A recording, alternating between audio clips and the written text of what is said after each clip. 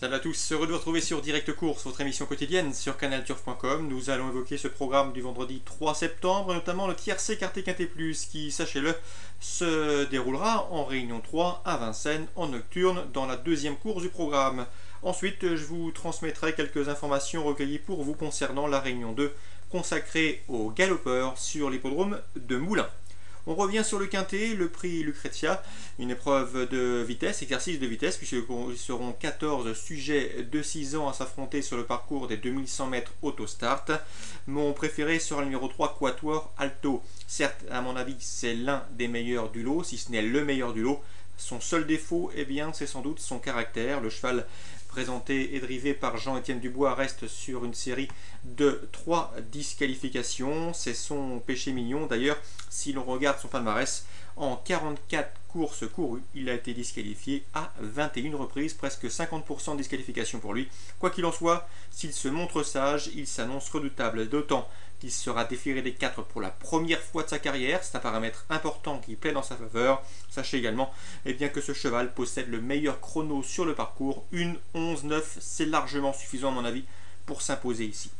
Je lui opposerai en priorité le numéro 2, Cadix, qui n'a pas tardé à retrouver la bonne carburation. Elle avait montré sa valeur cet hiver à Vincennes.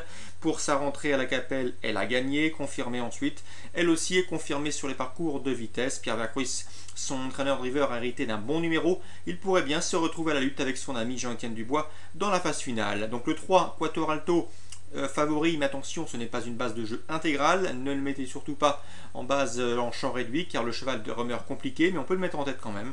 Le numéro 2, Cadix, qui peut, à mon avis, terminer le quintet, c'est une bonne base pour le quintet. Ensuite, je me méfierai du numéro 7, Kiris, qui vaut beaucoup mieux que ne l'indiquent ses derniers classements. Des derniers classements en demi-teinte, mais attention, cela fait bien longtemps que le cheval n'a pas été déféré des 4 pieds, plus d'un an si l'on regarde de plus près. On s'attache de surcroît les services de Jos Verbeek, bref, déférer les 4, ce qui n'a pas été fait depuis plus d'un an, et la drive de Jos Verbeek, nous sommes obligés de nous en méfier, d'autant que ce cheval Kiris, le numéro 7, a déjà prouvé par le passé qu'il ne manquait pas de moyens. Ensuite, le numéro 5, Mainstream, concurrent scandinave qui monte allègrement les échelons et qui garnit son compte en banque dans des épreuves sous la selle. Il reste d'ailleurs sur 2 victoires montées et une deuxième place, preuve de sa bonne condition physique. Il a déjà également bien fait au trot attelé, et dans ces conditions, même s'il n'est pas à l'abri d'une bêtise, un cheval qui demeure parfois délicat, je pense qu'avec l'aide de son entraîneur Mathieu Abrivard, il peut également très bien faire. Le numéro 1, Kipo de Biron, à mon avis, il est barré pour le succès, mais sûrement pas pour une place. Un cheval qui est confirmé dans cette catégorie, qui est performant sur les tracés de vitesse. Un cheval qui sait finir vite, donc s'il n'est pas victime de son numéro 1 derrière la voiture, il devrait, pourquoi pas, venir chercher une bonne 3e, 4e ou 5e place.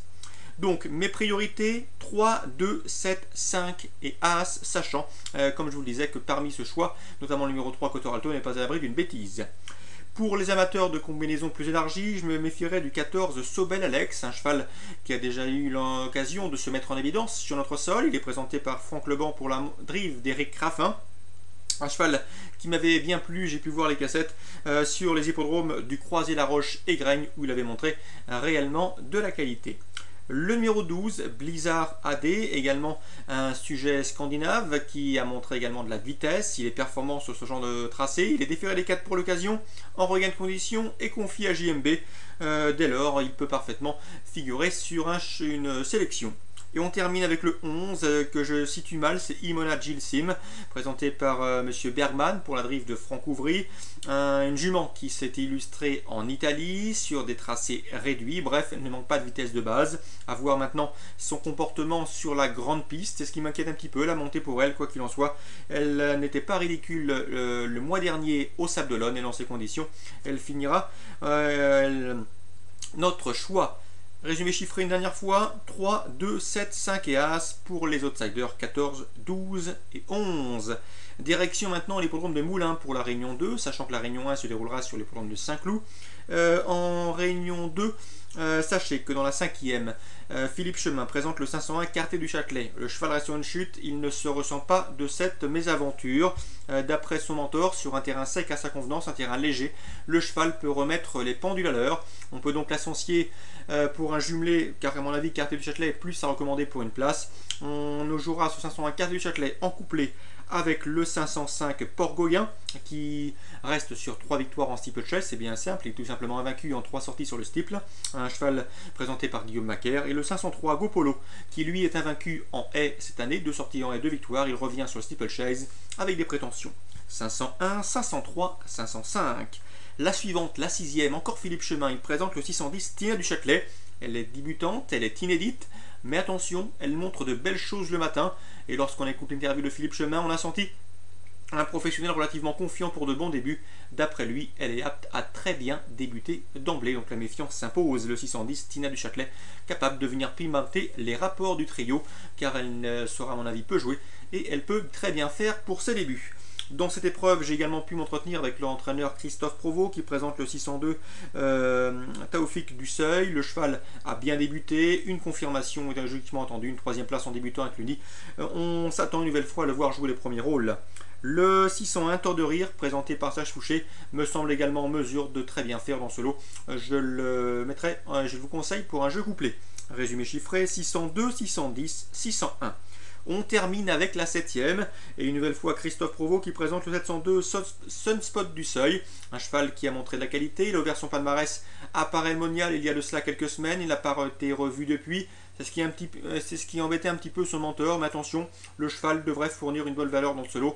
L'opposition reste difficile à cerner car on a beaucoup de chevaux qui manquent d'expérience, des sujets inédits. Quoi qu'il en soit, le 702 à mon avis a sa place sur le podium. L'opposition, pourquoi pas les 2 élèves de Cyriac Diar, le 701 et le 703. Le 701 c'est un ongle, le 703 c'est une pouliche. Cyriac Diar m'a confié lorsque je l'ai contacté au téléphone qu'il avait une préférence pour le 701. Le Hongre confié à Alexandre Roussel. Donc a priori dans la 7e, par les chevaux qui ont couru, car les inédits semblent difficiles à situer, on se méfiera du 701 et du 702. Donc voilà les courses ciblées pour Molin, la 5e, la 6e et la 7e.